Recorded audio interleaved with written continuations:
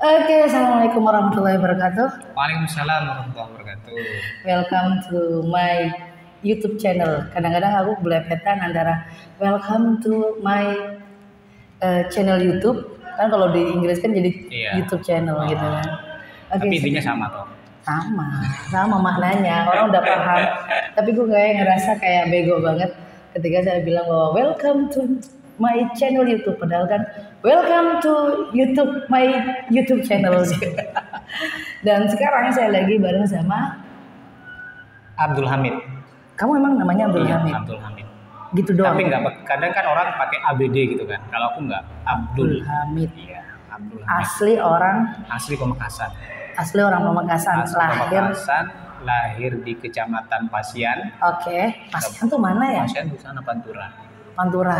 Terus lahir di Kecamatan Pasian, terus besarnya di Pondok. Mana? Terulum Banyuanyar. Oke. Terus kuliahnya di Malang. Terus setelah kuliah di Malang, kuliahnya di Surabaya. Oke. Baru setelah itu menikah. Pulang kampung. Terus dan berproses. Oke. Berproses sampai sekarang. Pernah di Jakarta. Terus kemudian 5 tahun. Pulang lagi ke daerah. Udah, dan kamu nggak mau kemana-mana lagi? Nggak mau kemana-mana lagi. Kalau seandainya saya kasih kesempatan boleh keluar dari Madura, mau kemana lah? Untuk saat ini ya, untuk saat ini saya nggak mau kemana-mana. Karena hidup di luar itu saya berpikir kurang membawa saya sesuatu yang enak. Loh, kenapa? Saya lebih kayak kalau kayak gitu tuh ada trauma deh, enggak ada. Bagiku enggak ada. Kenapa lo begitu cinta banget tinggal di Pamekasan dan nggak mau? Padahal nih saya misalnya nih, kamu boleh keluar dari Pamekasan dengan duit segini, pokoknya dapat pekerjaan, pokoknya dapat banyak opportunity, kamu tetap nolak? Karena aku berpikir begini, banyak orang yang banyak duit hasil dari dia keluar dari Pamekasan, tapi tidak bisa membangun Pamekasan. Oke. Nah, lebih banyak kayak gitu. Nah, saya lebih suka hasil dari Pamekasan, tapi bisa membangun Pamekasan. Nah, ini yang aku mau. Lu terlalu idealis deh. Karena idealis ini muncul karena pengalaman kecelakaan sejarah yang kemudian saya alami. Kemudian teman-teman juga bilang, wah hari ini udah nggak mau berpikir Pamekasan maju deh, yang penting aku happy, aku sukses. Tapi aku nggak. Makanya ketika Mbak Novi menanyakan saya kalau memang ada pilihan keluar kemana, aku lebih memilih tinggal di Pamekasan, hasil dari Pamekasan dan bisa membangun Pamekasan. Enggak, biasanya tuh ya kalau orang-orang yang idealis kan biasanya orang-orang yang baru kuliah kan, terus nanti ujung-ujungnya pada pragmatis semua gitu loh. Artinya yang penting gue bisa makan, gue bisa nyari duit gitu ya. Kalau dulu kan awal-awal kuliah tuh aku juga ngerasain kan di idealis. Kenapa kok kamu ke belakang-belakang ini malah jadi idealisnya tuh lebih kenceng gitu? Kalau saya kan udah yang penting gue bisa makan, yang penting gue udah bisa kerja nyari duit udah gitu loh. Karena aku pingin begini, saya melihat masyarakat Pamekasan ini masih terkontaminasi sesuatu yang dilihat itu bagus gitu kan. Maksudnya gimana? Di depan sudah terlihat bagus, tapi kenyataannya dia itu kurang bagus gitu. Nah, saya ingin mengubah bagaimana apa yang dihasilkan jerih payahnya orang-orang itu yang kemudian bisa menikmati hasilnya. Kadang orang yang sudah jerih payahnya, duitnya banyak, tetapi dia tidak bisa apa-apa. Tidak bisa berkiprah, tidak bisa. Karena dia menilai saya susah mendapatkan uang ini.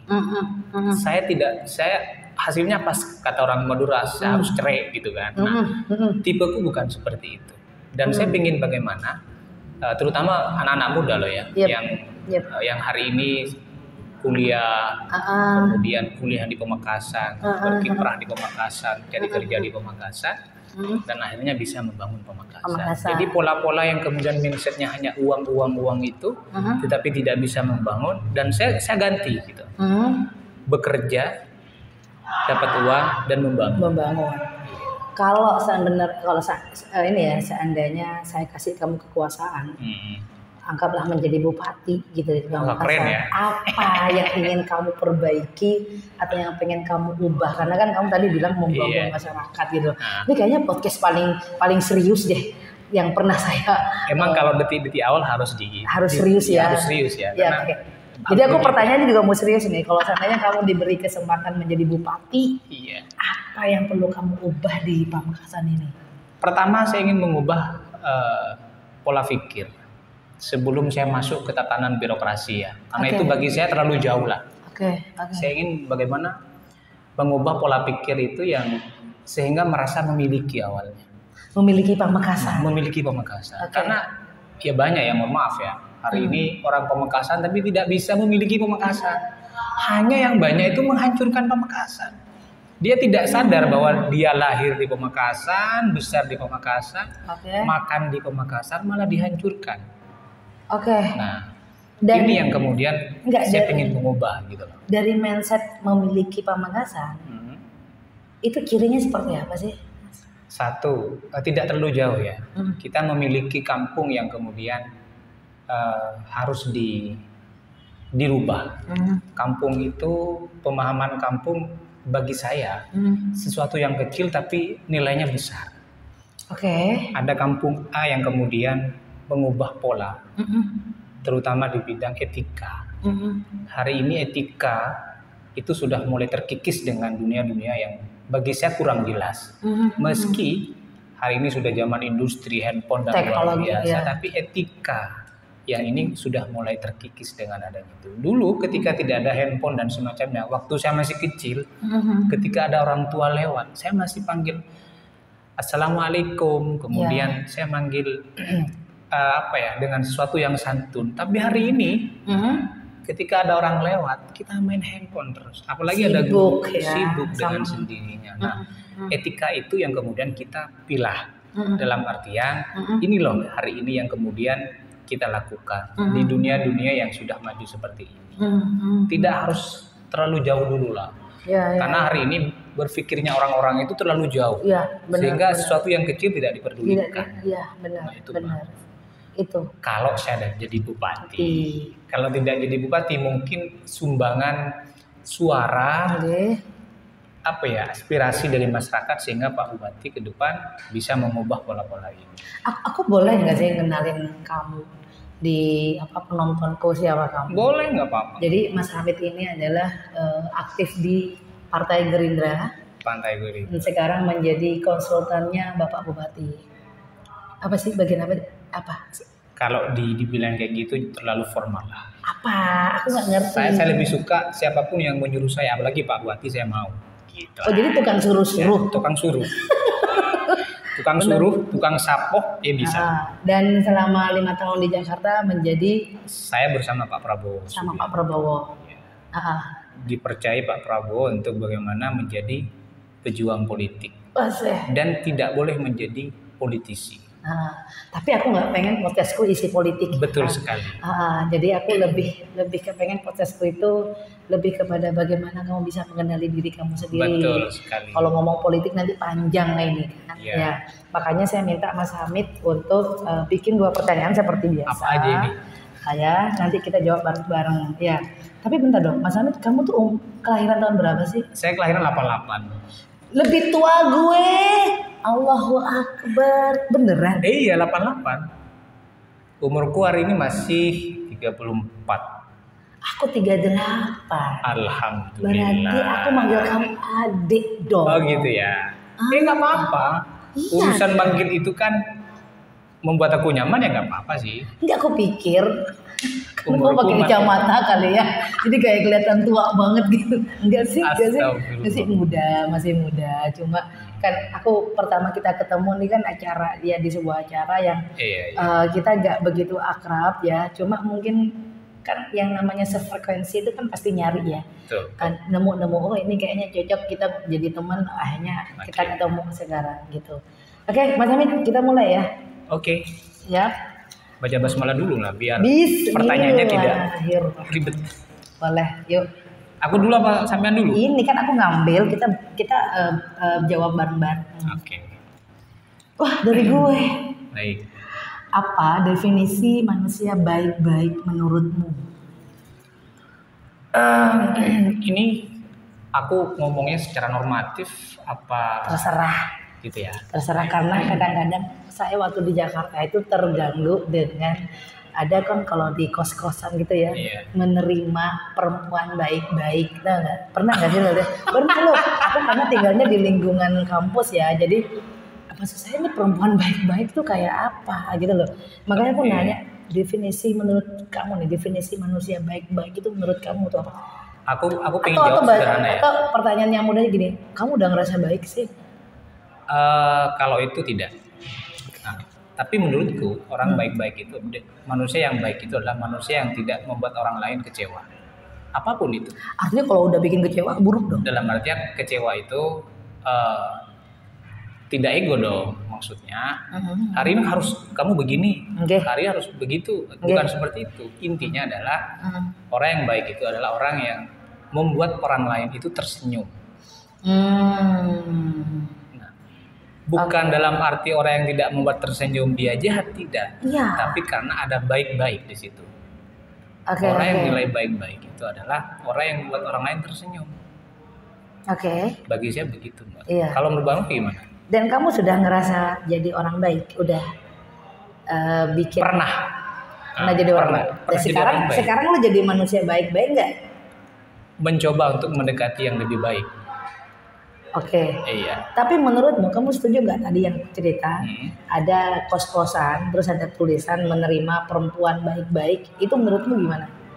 Saya kira itu lebih kepada ego ya, melihat seseorang itu hanya melihat dirinya baik, tapi melihat orang lain tidak baik. Nah, itu salah sesuatu yang kecil membuat pola pikir seseorang itu terlalu negatif terus. Nah, makanya saya berpikir bahwa orang yang dinilai baik itu satu orang yang selalu membuat orang lain tersenyum, dan tidak hanya berpikir bahwa dirinya itu merasa baik. Kan kalau kamu ketemu sama orang baru ya, untuk tahu bahwa dia orang baik-baik itu gimana? Ya kan kalau tersenyum kan kita udah kayak akrab, udah. Tapi kalau kamu melihat nih orang baru nih, terus kamu punya bahwa ini orang baik, itu apa biasanya menjadi ukuran buat kamu? Kalau aku sih ukurannya adalah santun ya.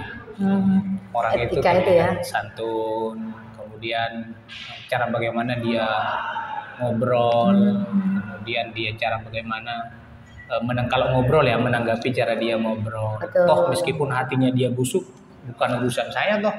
Oh, berarti misalnya saya lebih melihat casing gitu loh, Pak.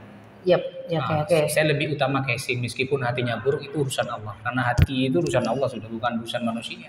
Kalau seandainya nih saya pembunuh, kan keji tuh. Tapi karena saya baik, santun sama kamu, saya tetap, menurutmu? Tetap nilai baik. Oke. Tetap nilai baik. Karena yang tahu hati itu bukan manusia, hanya Allah. Tugas kita itu menjalani, selebihnya sudah pasrahkan. Persoalan dia mau jahat, kayak mau apa, yang penting apa yang saya lihat dia bagus, dan kemudian dia memberikan manfaat kepada orang lain. Di luar sepengetahuan saya, kalau di luar batas saya, ya terserah dia toh, terserah manusia masing-masing. Gitu. Kalau Mbak Novi gimana? Dulu tuh Mas Hamid, saya berpikir bahwa ketika misalnya kita nggak bisa bantu orang, iya kan, ada orang minta tolong sama kita, terus saya nggak bisa ngasih bantuan, itu ngerasa saya tuh udah jahat. Oh gitu. Atau misalnya nih pengemis, atau biasanya kalau ke rumah tuh orang bawa surat amal-amal gitu, tau nggak sih, masjid apa gitu ya, pembangunan masjid gitu ya. Dulu aku berpikir ketika misalnya kita nggak bisa bantu, nggak bisa ngasih, itu berarti aku nih orang jahat. Itu dulu.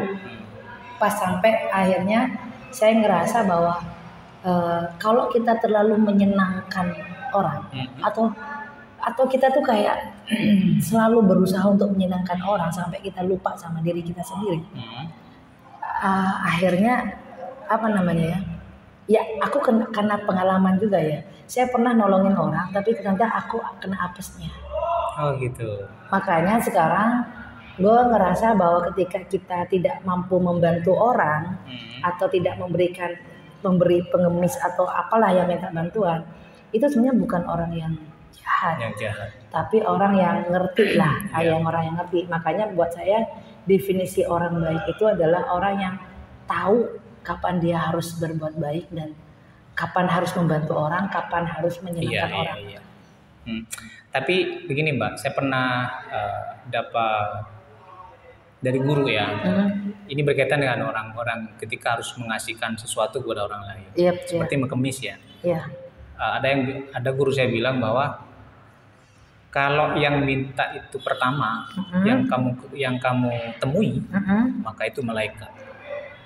Siapapun itu. Misalkan ada orang yang mau minta ke Mbak Novi, pengemis pun apapun, nah itu malaikat. Orang yang pertama Mbak lihat itu loh, dia itu malaikat. Ya tapi juga jangan sering-sering lewat lampu merah kemudian itu aja ya, bukan. Maksudnya orang asing yang tidak pernah Mbak lihat, dan itu orang pertama waktu Mbak bangun tidur minta duit, minta apapun itu malaikat. Dan kamu mesti ngasih ya? Pasti ngaku ngasih Mbak. Aku enggak sih. Barusan di rumah itu ada orang amal masjid, dan masjidnya di mana aku juga nggak tahu. Gue nggak ngasih. Nggak ngasih ya.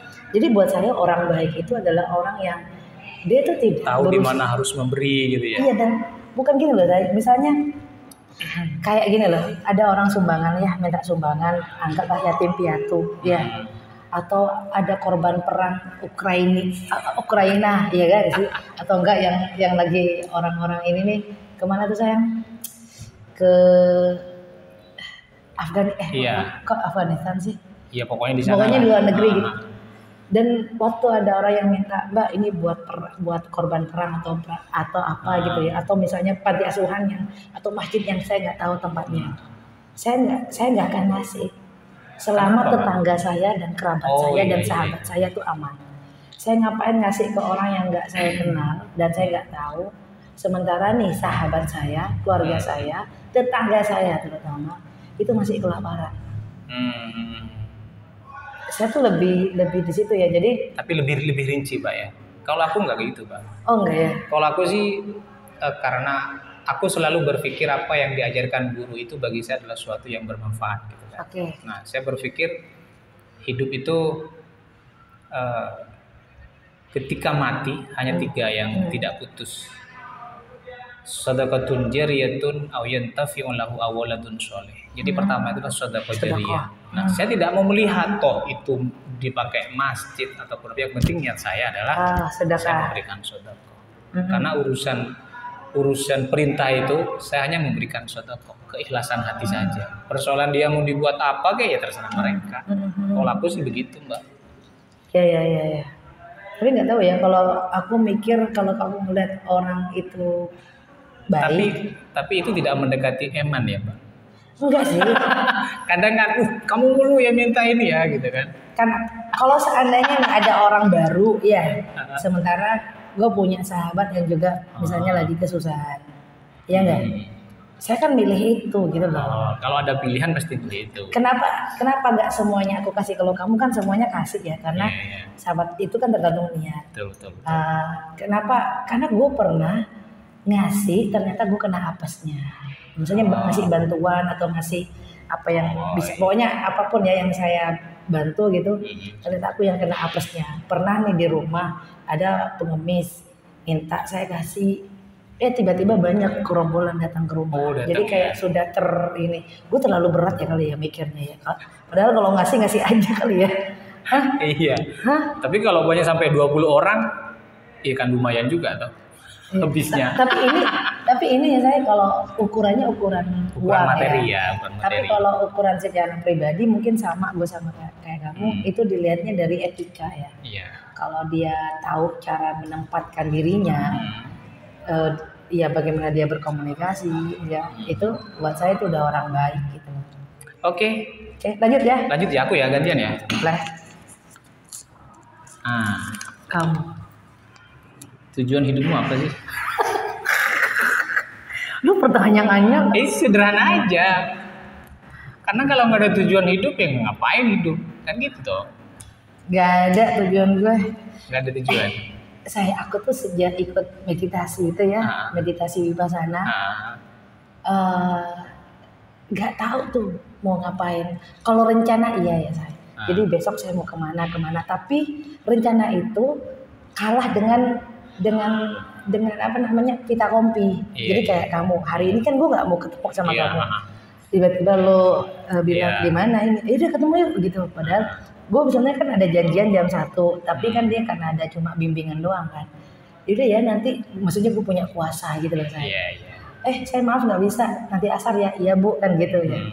Maksud saya lebih ngalir ya. Ngalir aja. Kalau rencana keinginan banyak, ya kan. Tapi tujuannya masih belum ada ya. Tujuannya apa ya? Harus ya. Lu ada tujuannya nggak? Ada. Kalau aku sih tujuan hidup itu yang penting buat orang lain nyaman aja. Itu kan abstrak saya. Iya, tapi kalau jelas juga. Enggak, maksudku nyaman itu bagiku itu sesuatu yang jelas. Tujuan tuh kayak gini, lu mau kemana? Ke Surabaya. Nah, bukan tujuannya menyenangkan orang-orang selama perjalanan menuju Surabaya. Benar nggak sih? Iya benar, tapi bagiku tujuan hidupku membuat orang lain nyaman aja. Oke. Iya, nggak ada lagi. Iya, kalau memang tujuan itu akhir kita itu adalah kematian, tujuan hidup gue husnul khotimah lah. Gitu iya, intinya begitu. Iya kan? Tapi kan Allah tidak melihat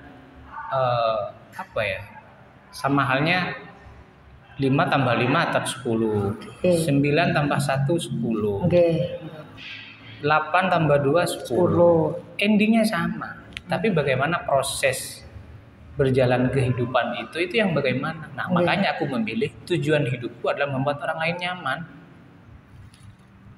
Itu aja. Berarti tidak, aku belum paham ya kalau tujuan tuh kayak misalnya kalau kamu mau kemana gitu ya. Itu tujuan buat saya. Tapi kalau lu kepengen jadi pribadi yang seperti apa, mungkin aku pengen jadi pribadi yang bisa menyenangkan semua orang. Mungkin itu. Karena tujuan hidup, Mbak, bukan tujuan saya mau kemana. Oke. Nah, kalau tujuan saya kemana pasti endingnya mati. Mati. Ketika mati udah nggak bisa apa-apa. Iya. Nah, makanya tujuan saya hidup bagaimana orang lain nyaman. Terus ciri atau kamu tahu bahwa orang lain itu nyaman apa? Satu, saya harus berbuat baik. Saya harus melakukan apa walaupun yang kamu dimanfaatin. Terserah. Sering. Lu pernah ya? Pernah. Lu baik misalnya sama saya, ternyata aku manfaatin. Pernah. Sering. Bego dong. Ya terserah orang lain nilai aku. Yang penting aku bisa membuat orang lain nyaman. Kayak gitu aja. Oke. Karena bagiku ketika aku membuat orang lain nyaman, aku senang, aku happy. Meski aku dinilai orang lain tuh bodoh. Kamu ini kayak gini, kamu ini selalu dimanfaatkan gitu kan. No comment baik. Lo ini gak sih kalau kayak udah merasa dimanfaatin ya? Lo gimana tuh? Pas tahu nih misalnya aku manfaatin kamu. Aku diem. Kamu ngejauhin aku nggak? Enggak. Tetep lo komunikasi sama saya. Tetap aku komunikasi. Tapi udah jelas-jelas lo aku manfaatin. Iya, jelas. Tapi aku jarang melakukan interaksi langsung. Tapi komunikasi tetap. Kalau ada nanya kepentingan kabar ya? gitu kan. Enggak. Kabar. Gimana kabarmu Kak? Gimana kabarmu Le? Gitu lo kelahiran bulan apa sih? Bintang lo apa? Cancer. Aku 26 Juni 88. Masalahnya gue kalau udah lu manfaatin saya ya, udah jelas nih. Mas Hamid udah manfaatin saya. Aku udah tutup. Udah garis merah ya. Aku nggak gitu. Kecuali kamu ada sesuatu sama saya, misalnya ada kepentingan. Tapi bukan Hamid lagi sebagai sahabat. Tapi Hamid sebagai siapa nih kepentingannya? Misalnya Mbak Novi, aku mau trip. Tahu nggak? Jadi bukan Hamidnya, tapi karena kamu mau ikut travel saya gitu loh. Kalau aku nggak gitu. Lu masih ya? Hebat banget loh. Karena aku berpikir begini Mbak, ngapain aku harus berpikir yang negatif terus? Aku aja yang kemudian tujuanku bagaimana orang lain tersenyum, aku susah melakukan itu kadang. Karena tidak sama. Misal, aku ngasih kopi dong ini, tapi orang lain nggak suka kopi. Nah, proses aku memberikan kopi itu susah bagiku. Apalagi harus saya berpikir orang lain. Nah, sehingga aku harus bagaimana caranya menikmati bagaimana cara orang lain ketika saya memberikan apapun itu mereka tersenyum gitu. Kemudian tujuanku ya nggak ada lain, hanya Oke. itu. Kan kita harus punya boundaries ya, punya batasan. Jadi kalau sudah tahu nih saya temenan sama kamu, terus kamu memanfaatkan saya, mengecewakan saya udah memberi batas. Oh iya, Batas. Udah selesai saya sama-sama kamu. merah ya pasti. Ya? Merah kecuali ada kepentingan itu. Mbak Novi aku mau trip ya. Jadi bukan hamil. Baru garisnya dibuka lagi. Dibuka tapi bukan hamid ya, maksudnya atau misalnya Mbak Novi aku mau mesen rice bowl ya. Oke, gitu. Atau Mbak Novi ada kepentingan yang bukan personal gitu loh kan. Paham nggak? Iya. Dan kamu enggak ya? Enggak, aku enggak. Wih, Aku lebih memilih gimana ya? Semuanya dianggap sama bagiku.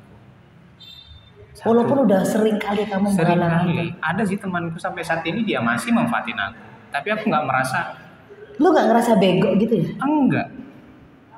Aku aja berpikir aku sendiri ini susah. Ngapain aku harus berpikir dia? Loh, Harus dia tuh udah kan? jelas Iya. mendolimimu loh saya. Jelas mendolimi. Apalagi urusan materi ya. Wah, minta ampun. Nah ya yuk, saya minjem duit nih ke kamu. Iya. Nggak saya balik-balikin bertahun-tahun. Terus gue mau minjem lagi nih. Lu kasih nggak? Nah, kalau urusan materi, saya kasih tapi bukan pinjam. Apa? Kamu kalau mau pinjam saya tidak akan kasih, tapi saya akan beri kamu. Gitu aja. Oh. Nah, Ya, tapi ya. itu sih kalau secara materi aku lebih kepada itu cara seperti itu yang Ya, tapi tetap dibantu. tetap dibantu. Ya. Kalau garis merah, garis Berarti kita hijau, beda di sini ya, saya. beda sekali. Beda sekali. Makanya aku lebih sekarang ini ya dengan usiaku yang menurut orang-orang kamu masih muda, masih panjang. Tapi aku berpikir aku udah mendekati nih loh. Mendekati apa? Mendekati ya tua. Gue nganggep gue udah tua gitu. Enggak. Terus apa? Jadi Gimana? sehingga aku harus berpikir cara mengaturku ini harus benar-benar maksimal, membuat orang lain nyaman, orang lain baik, orang lain ya tersenyum sama aku. Ya persoalan orang lain ya urusan orang lain lah. Aku tuh begitu, Mbak. Enggak ya, kita berbeda ya. Berbeda ya. Kan berbeda belum tentu salah. Betul sekali. Kalau saya langsung gitu. Gak bisa. Yuk lanjut ya. Oh ini punya kamu lagi. Cara menikmati hidup tambah status dan yang berstatus bagaimana? Iya. Maksudnya gimana? Jadi status itu bagiku Ah, adalah saya punya pendamping hidup gitu. Oke. Nah, karena pertanyaan ini saya hasil dari berpikir membaca status seseorang. Nah, ini saya ingin tahu gitu loh. Saya ingin buka sebuka-bukanya bahwa status itu kok membuat pori-pori dan energiku ini keluar ya. Berarti pemahaman saya semua orang itu pasti seperti itu. Pasti Seperti Pasti. itu. Tidak si A si B juga begitu. pasti. Kenapa sih Mbak kok seperti itu ya? Kan gini ya, ini kita ngomong masalah pernikahan ya, atau Iya, apapun ya. Apapun lah. Ya oke lah, kalau pernikahan ataupun persahabatan itu adalah sebuah komitmen. Kalau misalnya ataupun kerjasama ya, kamu punya perusahaan, aku punya perusahaan, itu komitmen. Pernikahan pun komitmen, persahabatan komitmen. Ya, ketika misalnya ada kesepakatan berdua, lu mau, saya mau, berarti ada komitmen. Lah, komitmen itu susah. Dan karena susahnya selalu ada masa di mana kamu kepengen nyeleweng, pengen pergi. Lah orang menganggap bahwa itu seakan-akan diperbolehkan, seakan-akan dikompromikan, kayak di excuse gitu, nggak masalah. Padahal komitmen itu adalah cara untuk mengetahui integritas seseorang. Jadi kalau misalnya ini Mas Hamid bisa nggak sih saya kasih tanggung jawab, dibikin komitmen dulu gitu loh. Komitmen seperti apa gitu ya? Iya, kalau misalnya kalau kamu bilang ini Berarti harus jelas secara hukum ya, maksudnya secara tertulis gitu juga ya? Ya enggak sih, kalau misalnya kayak pernikahan, terus kita nikah, tiba-tiba kamu selingkuh gitu ya? Buat saya kamu sudah tidak komit. Oke. Jadi udah kesepakatan kita udah selesai gitu. Tapi kalau misalnya atau kamu di partai ya kan, lu gimana sih ngerasa lihat orang yang sudah komit di partai Tapi Gerindra, tiba-tiba dia belok kiri gitu ya. Belok kiri. Lu gimana ngeliatnya? Mungkin begini ya Mbak, kalau versiku ya harus dipilah. Ini urusan perasaan, urusan apa yang kita hadapi. Karena urusan perasaan itu tidak ada yang tahu Mbak, kecuali perasaan. Perasaan itu dari hati toh. Yang kemudian dikeluarkan dengan secara apa yang menjadi tujuan perasaan itu. Misalkan hari ini saya punya handphone baru. Tapi handphone baruku ini lebih aku tuh ketika ada barang baru lagi saya pingin tahu itu lagi, pingin itu lagi. Nah itu kan perasaan aku tuh. Nah kalau urusan yang lain pasti itu urusan manusia yang kemudian dia lakukan tanpa melakukan perasaan. Nah karena ini ketika saya berbicara tentang status pernikahan, ini persoalan hati. Saya pingin apa ya? Kayaknya ketika sama orang ini nyaman gitu kan. Ketika nyaman sama orang ini nyaman, tapi tanpa harus mengurangi perasaan saya kepada si A. Nah itu kan urusan perasaan tuh Pak. Pahamkah? Aku ngerti sayang, tapi gini, banyak orang yang berselingkuh itu mengatasnamakan atau membenarkan perilaku itu karena cinta, alasan cinta, karena perasaan. Oke lah, kita tidak bisa memilih dengan siapa kita jatuh cinta, tapi kita bisa memilih untuk lanjut atau tidak, maju atau sudah. Ya enggak? Saya nyaman sama kamu, aku tahu. Misalnya aku punya suami, kamu punya istri, aku nyaman sama kamu, cinta sama kamu, kamu pun juga begitu, ya enggak? Betul. Kenapa terjadi? Karena kita nggak bisa milih dengan siapa kita jatuh cinta, ya enggak? Makanya dangdut itu ada dinding kaca ya. Tapi kan aku bisa milih sayang. Apakah saya akan tetap punya hubungan dengan kamu atau saya sudah tetap dengan pasangan saya? Nah itu salahnya di mana Mbak, ketika ada seseorang yang sudah mengatasnamakan cinta tapi dia tetap melanjutkan apa yang menjadi cinta ini. Kalau aku ngukur orang baik buruk tadi kembali ya, itu adalah di apakah merugikan ke orang lain. Jadi ketika misalnya aku mukul kamu, tapi kamu tidak merasa dirugikan, itu pukulan itu bukan sesuatu yang buruk. Iya. Tapi kalau aku bilang cuma begini ya, cuma apa ya, cuma melengos atau apa, ya? Tapi menyakiti perasaanmu, itu berarti buruk. Kalau misalnya saya mencintaimu, ya. Ini kan positif, mencintai itu kan positif. Dan kamu juga mencintaiku, sementara pasanganku tersakiti. Itu kan jadi buruk. Cinta itu jadi buruk.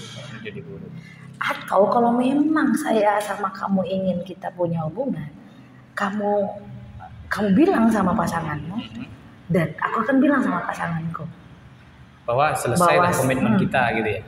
Saya mencintai Hamid ya, misalnya aku bilang sama suamiku, mohon maaf saya sudah tidak mencintaimu lagi, ya, tapi saya mencintai Mas Hamid. Nah, kamu pun juga begitu misalnya ya, itu juga lebih terus sama-sama menyelesaikan, itu lebih terhormat buat saya daripada saya tetap dengan suami saya sama kamu.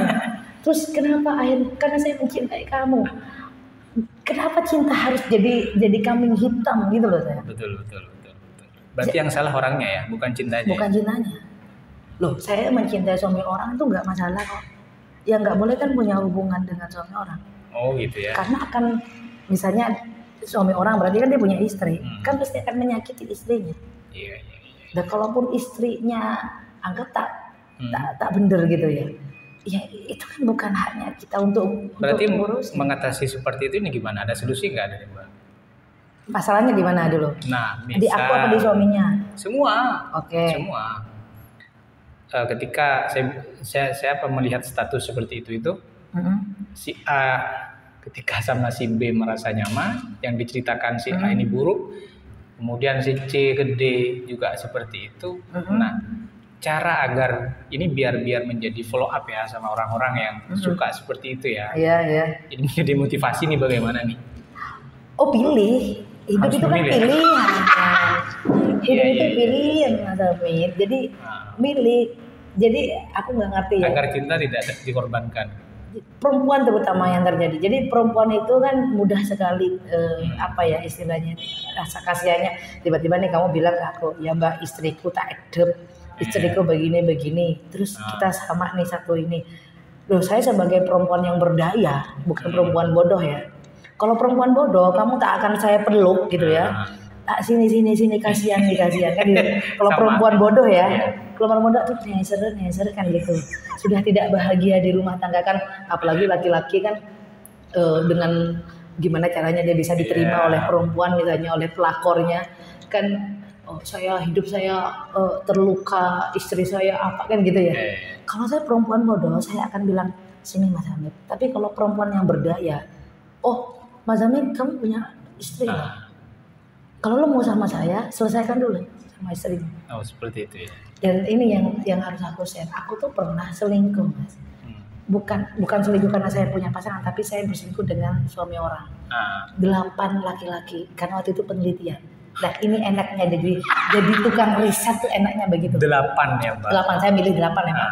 Dengan beda-beda kelas, beda status dan maksudnya kelasnya dan pekerjaannya itu berbeda. Jadi memang random kan kita nyari penelitiannya di situ.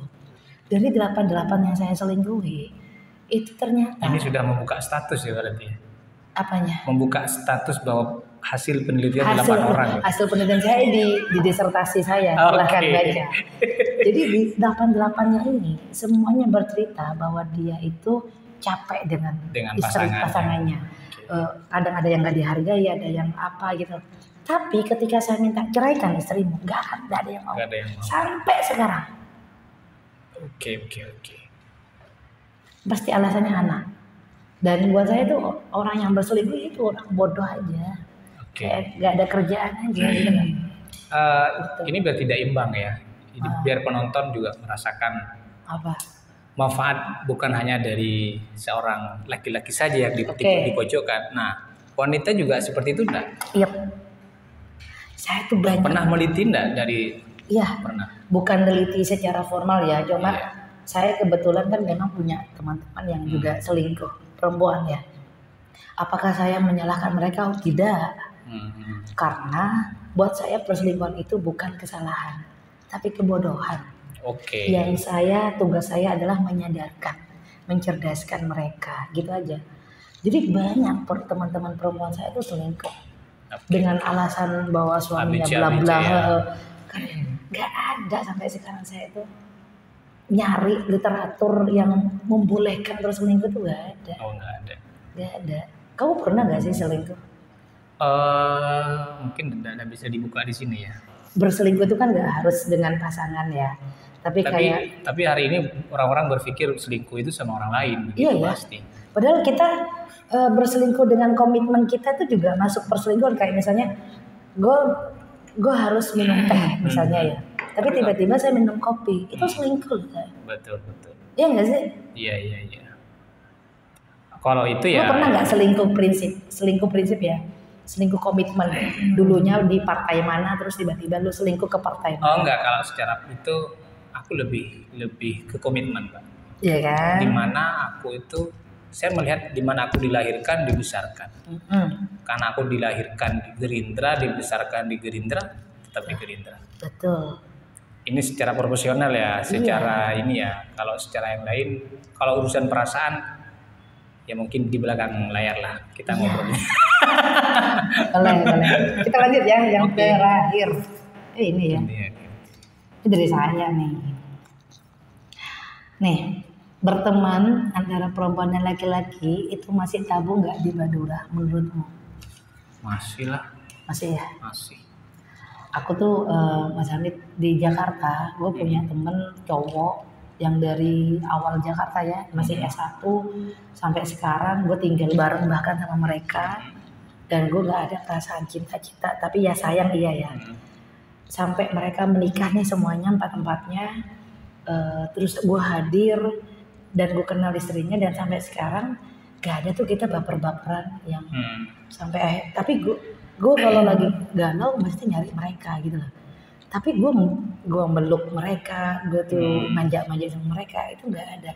Di sini Allahu Akbar. Lu masih gitu, kalau kita temenan nih ya, sering jalan bareng gitu. Lu masih baper gak sih kalau sama perempuan yang begitu?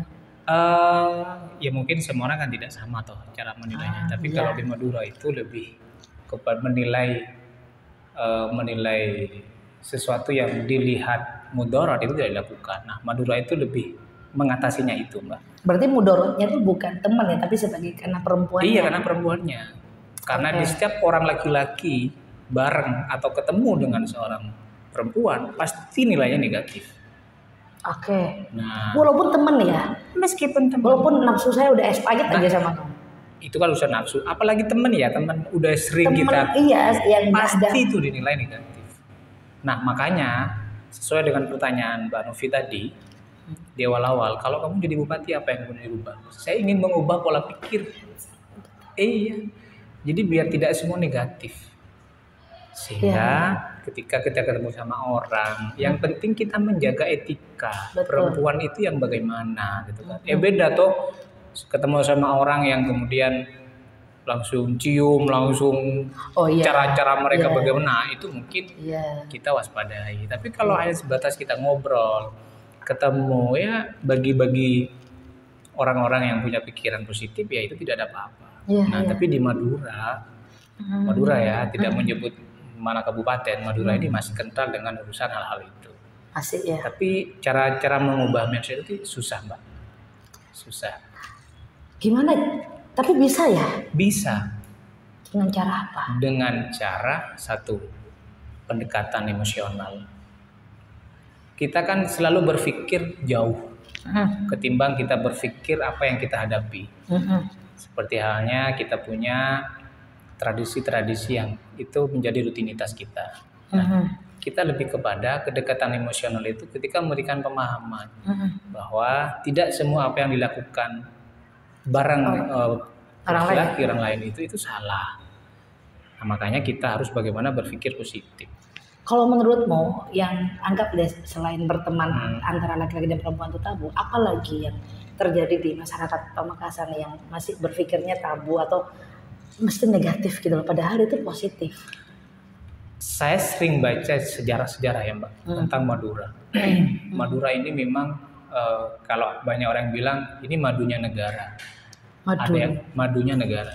Ada yang bilang juga madu dan darah. Gitu kan. Macam-macam toh. Iya. Nah, jadi positif jadi negatif ya kalau darah itu. Ya, lengkap. Ya, tapi watak Madura itu memang cukup keras bagi orang-orang yang menilai keras. Lembut ketika orang-orang berpikir itu lembut. Nah, dua sisi ini sehingga ketika diberikan pemahaman kepada orang-orang lain di sekitar kita itu menjadi suatu yang asing gitu. Apa itu pacan saya? Nah, kata orang Jawa itu karpe dewe, karpe dibi, gitu kan. Nah, itu karakter yang tidak boleh diganggu. Kalau si A ya A, kalau B ya B. Nah, mengatasi hal itu tidak ada lain kecuali hanya bagaimana pendekatan emosional kita.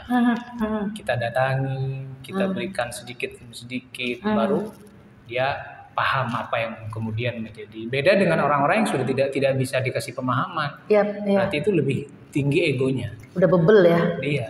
Tapi saya berpikir orang Madura itu semuanya baik kok.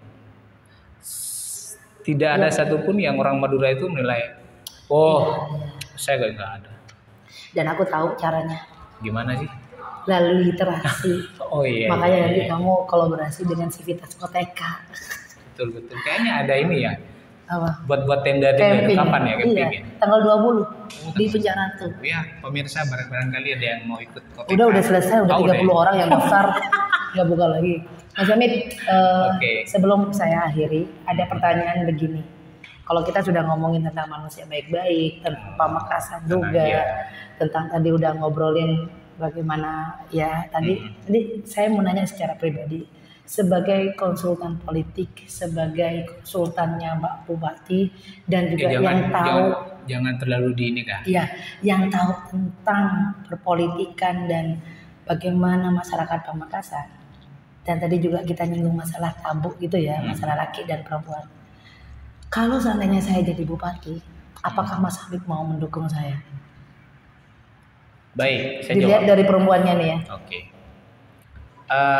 Diklarifikasi dulu ya biar tidak orang-orang yang menilai saya harus sebagai apa. Yang penting siapapun yang menyuruh saya, selama itu saya bisa, saya akan bantu. Aku mau jadi bupati. Nah, sekarang Mbak Novi nih nanya, saya dukung. Siapapun yang menjadi bupati, laki atau perempuan, Mbak Novi pun sekalipun kalau mau jadi bupati, saya dukung. Oke.